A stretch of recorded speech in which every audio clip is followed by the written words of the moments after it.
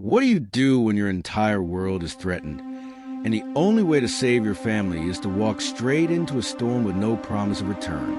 Adunni was just a mother, a wife, a daughter, until one night, men came with fire, forcing a choice: leave everything she loves or watch them burn to the ground. But she didn't run. She didn't beg. She stood barefoot beneath thunderclouds, eyes locked on the storm, and whispered, "I will not die kneeling." This is the story of a woman who defied death, who turned pain into power, and who proved that sometimes the fiercest warriors were no armor at all. You'll never forget her name or the storm that followed her. It was still dark when the knock came. 3 heavy thuds that shook the wooden door of the thatched hut in Oak Arrow Village. Adunni froze, her hands wet from rinsing her daughter's hair by the firelight.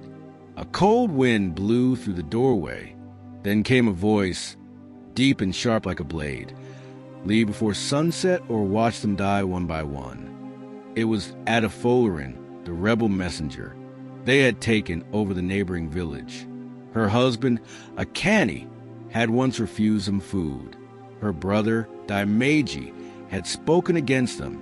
Their names were on a list. Even baby Morinkeji wasn't safe.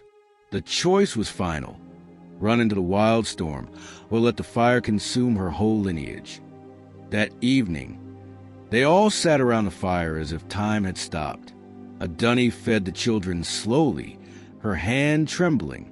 Akani's eyes stayed locked on hers, saying everything without a single word. The fire cracked. The wind howled, but no one said a word. Her youngest son, Timmy, tugged at her wrapper, not knowing this would be the last meal together. Adunni looked at her family, beautiful, strong, unaware. Could she leave them to live, or stay and lose them all? Her decision burned silently in her chest like the wood in the hearth. She would walk into the storm alone. Long before the rooster crowed, Adunni wrapped her waist with her late father's red osso oak sash. She placed a small calabash of water beside a faded picture of her mother. She looked at her sleeping children, one by one, kissing their foreheads with silent prayers. Akani didn't sleep. He stood by the door, watching her like it would be the last time. "Wa paradami," he whispered, "come back to me." But she said nothing. The lie would hurt more than the truth. She touched his hand, then turned away. Outside, the wind rose like a warning, but she stepped forward, barefoot and bold. Her storm had begun.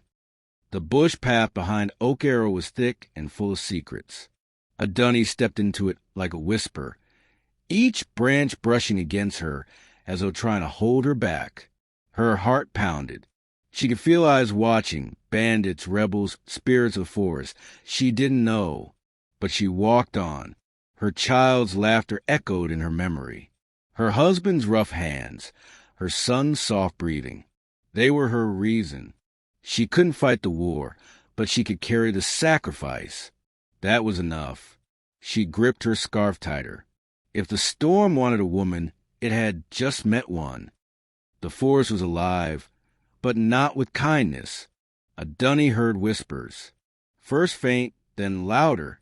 "Oh, N.I.E., you are a thief," the wind seemed to say. "You abandoned them."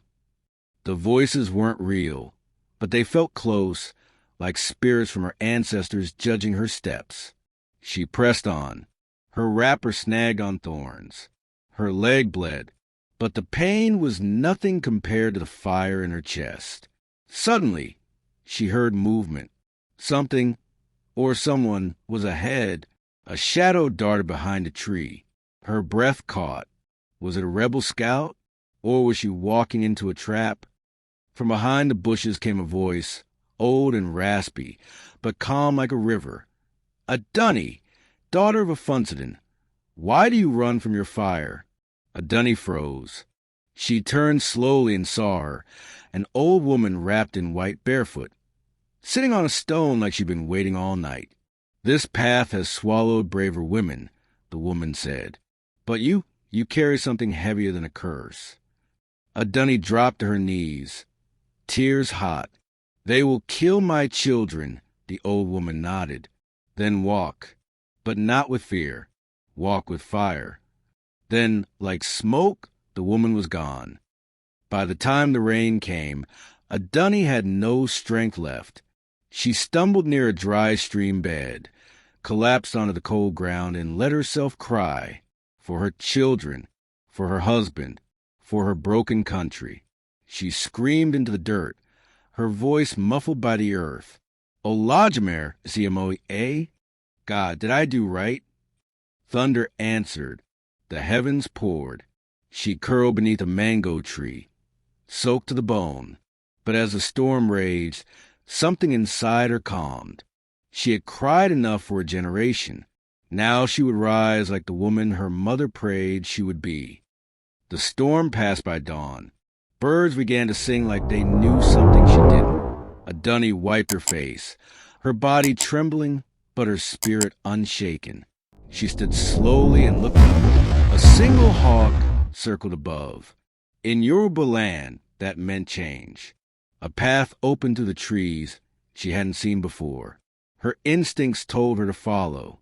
She tightened the sash at her waist and whispered, "Imabinumi, forgive me," to the spirits. Then she walked. Every step was a prayer, every leaf a witness. Whatever waited ahead, it would not find her afraid. The path led to a village she didn't recognize. Small, quiet, almost forgotten by time.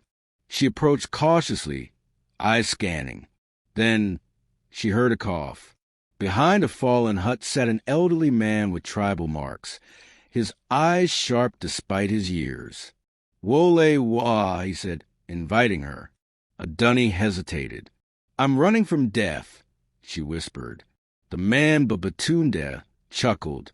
"Then you're in the right place. Death comes here often." He wasn't mocking her. He was warning her. Still, she entered.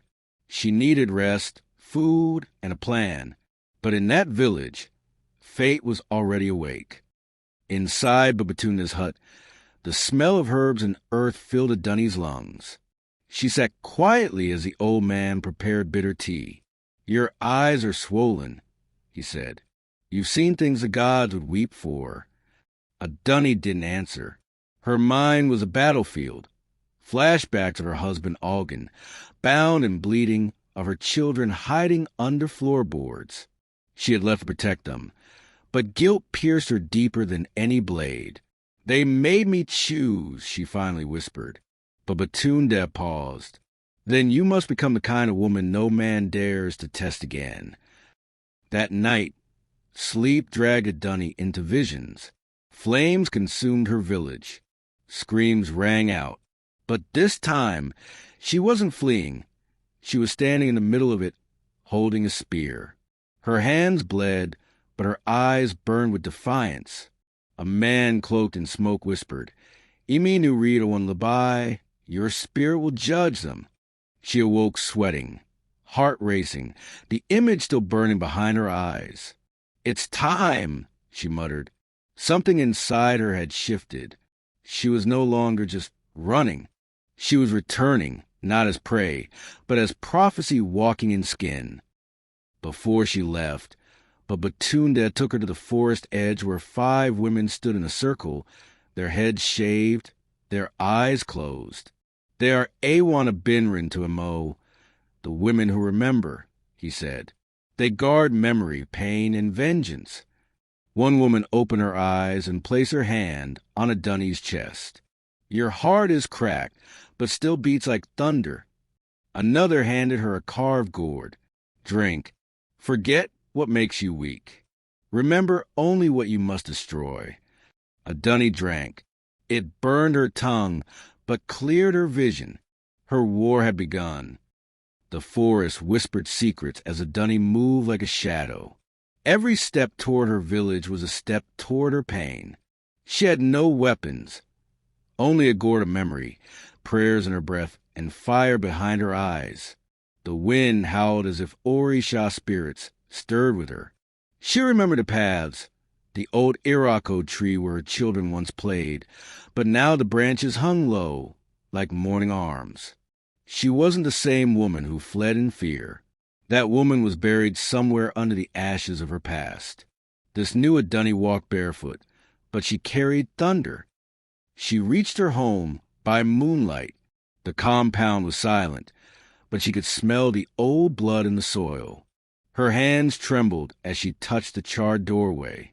Inside, shadows danced. The mat where she nursed her baby was still there, burned at the edges, a blood-stain marked where Algan had stood against the invaders. She fell to her knees. "I'm sorry," she whispered to the walls, to the air, to the gods. But sorrow had no place now. She rose. From the ashes, she retrieved a hidden blade wrapped in cloth. His blade. "Emo Etten," she said. "I am ready."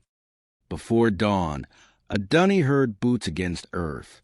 The rebels had returned to search the village. She hid behind a crumbled wall, clutching her blade. Through the cracks, she saw their faces. Men she once knew, men who betrayed their kin for greed. Their laughter was a ghost to her. One paused at her doorway, then stepped in. He didn't expect a woman who rose from shadows. With a single strike, she drew a line across his past and her future. He dropped. Silence. Blood soaked into the memory-soaked soil. The others turned. Who was there? But Adunni was already gone. She ran toward the riverbank, where she once bathed her children. The forest echoed with cries behind her. They were hunting now. But something had changed. The hunted had drawn first blood. At the river, she washed her hands, but the blood clung like memory. She used charcoal to mark her face, just as warrior women once did before battle. Her reflection stared back, not just a mother, not just a wife, but a storm-wearing skin. "Ima bo," she said aloud. "Let them come." She stood tall by the water, face marked, soul ready, and the wind carried her name, Adunni.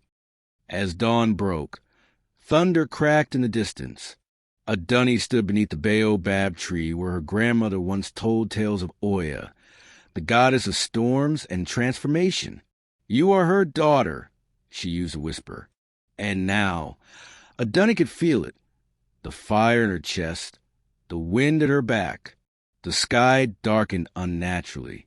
Villagers whispered her name in fear and awe. Some believed she was dead. Others believed she had become something more.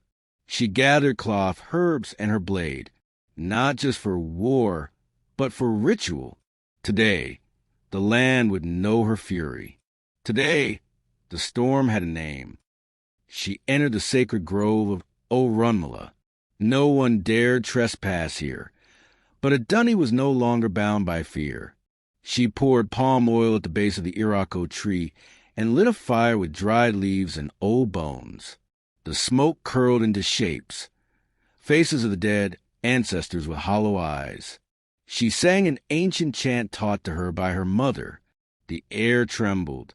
"If I die today," she whispered, "let it be with my soul ablaze." The wind shifted. Branches cracked. Something answered her, an unseen force, not friend, not foe, but witness. Her transformation was complete. By nightfall, she returned to the outskirts of the village, her presence like a ghost beneath the moon. She saw torches flickering. The rebels were hosting a feast, laughing beside the same tree where they had executed her husband. She saw them, drunk on stolen food, dancing on sacred ground. Her fists clenched. She spotted a young girl, no more than 12, tied to a post. Another victim. Rage burned through her veins. But she didn't rush. No, Adunni was a storm that waited for silence, then struck with thunder. Her eyes locked on the leader. Tonight, the drums of justice would roar. She waited until their drums died down, until the fires turned to embers. Then she moved, like wind cutting through grass. One by one, she slipped past the guards, slicing through silence and breath. She reached the girl, untied her gently, whispered, "Run to the river." The girl vanished into the darkness. Then came the scream. One guard had seen her, but it was too late. She stood in the center of the village square, blade red, heart blackened by grief. "Ebo me," she shouted. "Hear me. You took my family. Now I take everything." The rebels drew their weapons. The storm began. Adunni struck first, not with rage, but with precision. Her blade found flesh. Bone cracked under knuckles hardened by grief. The rebels charged, but she danced between them like Oya's wind, sharp, sudden, unstoppable. One tried to grab her from behind. She flipped him with the force of a river spirit. The villagers peeked from their huts, afraid but amazed. Who was this woman who moved like thunder, who bled but did not falter? The ground drank the blood of wicked men. In that moment, Adunni wasn't just a mother or widow. She was vengeance incarnate, carved from storm and sorrow. Then he stepped forward, the man with the red tribal mark across his eye, leader of the rebels. He smiled cruelly. "You survived, woman. You should have died with your man." His words slithered. Adunni did not speak.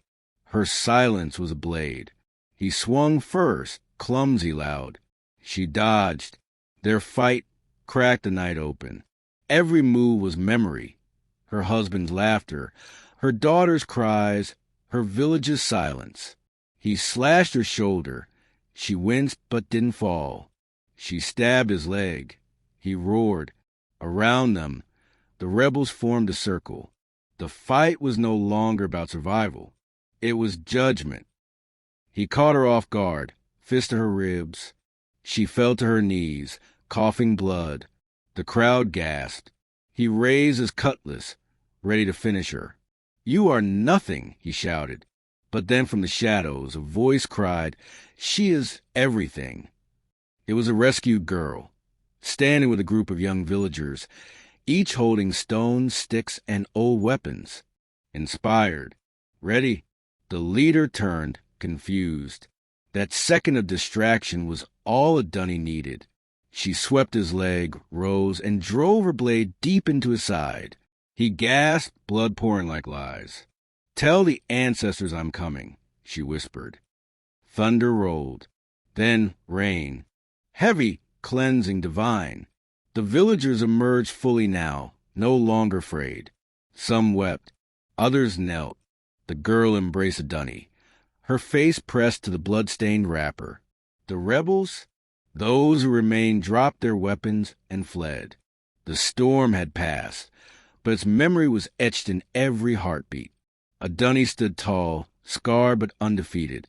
She looked at the sky and whispered, "Amo, Jibe, Bagbo one pada." I take everything back. Justice, dignity, peace. The rain washed away the blood, but not the truth. The legend of Adunni, daughter of the storm, had only begun. Days passed. The village began to rebuild. Roofs were mended, graves were dug, and drums, once silenced, beat softly again. But Adunni did not sing.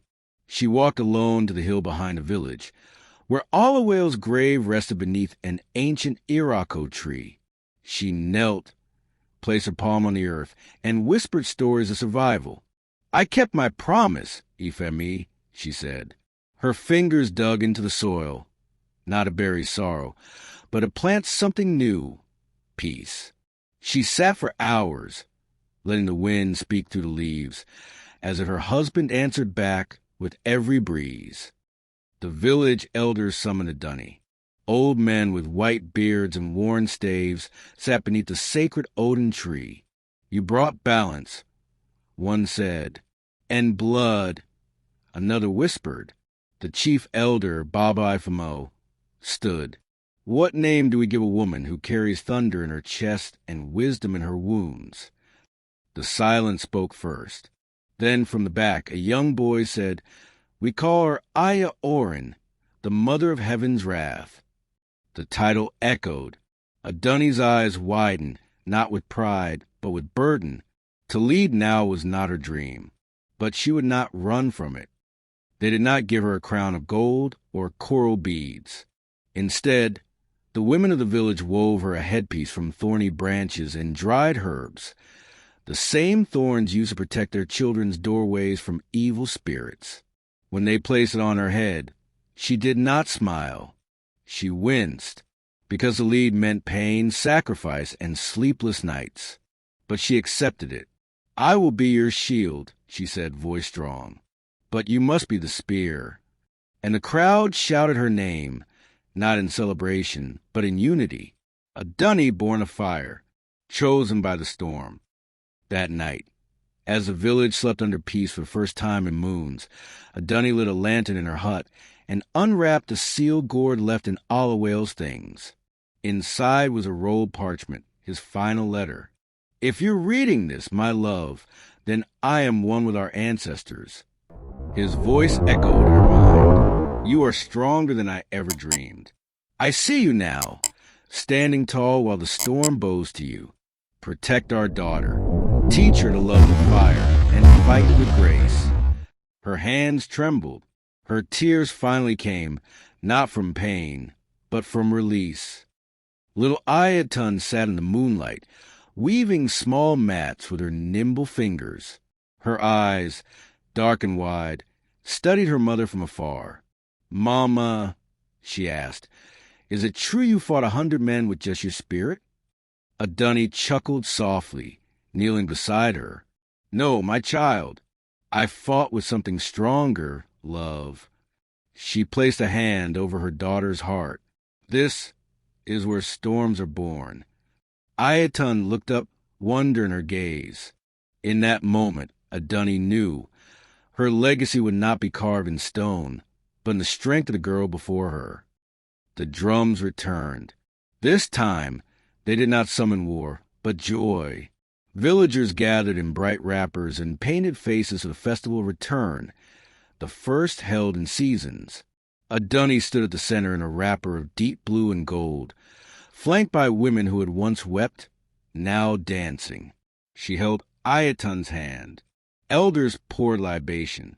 Children sang songs of Adunni the Storm. And when the masquerades danced through the square, swirling dust and color, Adunni smiled. Not because of the honor, but because no one had to hide anymore. Home was whole again. Just as peace settled, a rider arrived, his horse foaming, his eyes wild. "There is movement from the east," he gasped. "A band of traitors or invaders." The village grew quiet. Adunni stood from her stool, her fingers tightening around the beads at her waist. "Let them come," she said. "But we meet them with wisdom, not fear." That night, she gathered the elders, the warriors, and the women. "We build gates. We teach our children the truth, and we guard our hearts. The storm is not always wind. Sometimes it's silence before the wave." Before dawn, Adunni walked alone to the ancient baobab, the tree of decisions. Every past leader had stood beneath it to speak to the ancestors. She knelt, pressing her head to the roots.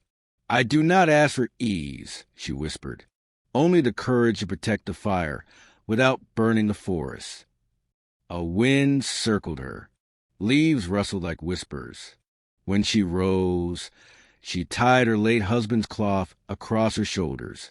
She looked to the horizon, not in fear, but in readiness. Her storm was not over, but now she commanded it. The thunder was hers to wield. The sun had barely risen when a shadow emerged from the forest. A man with deep scars across his face and a walking staff carved with symbols. His name was Alakami, once a warrior of the East, believed dead. But now, he came not for war, but with warnings. "They will not trade," he said. "They want your land, your rivers, your spirit." The council stirred in fear. Adunni watched him silently, then offered him yam and water. "Eat first," she said. "Then we plan." Alakami nodded. "You remind me of your father," he whispered. He too feared nothing but losing his people. The village didn't sleep that night. Fires were lit along the paths. Young men with spears guarded the boundaries. Adunni stood with Ayatun atop the lookout tower, her eyes scanning the darkness. "Why do they want to hurt us, Mama?" the girl asked. Adunni sighed. "Sometimes people fear what they don't understand. Sometimes they take to silence their own emptiness." Ayatun pressed close. "Will they win?" Adunni looked at the stars. "Only if we forget who we are." The wind blew, carrying the scent of danger, but also of something older, resilience. At the village center, Adunni took burning palm fronds and handed one to each young woman. "This fire is not for destruction," she said. "It is for memory, for light, for warning." One by one, they dipped the ends in clay and raised them high. Flames danced. Eyes glistened. Even the elders looked on with reverence. "You are the storm now," Adunni declared. "You are the river that cannot be swallowed." And in that moment, something shifted. No longer was she just a widow or a mother.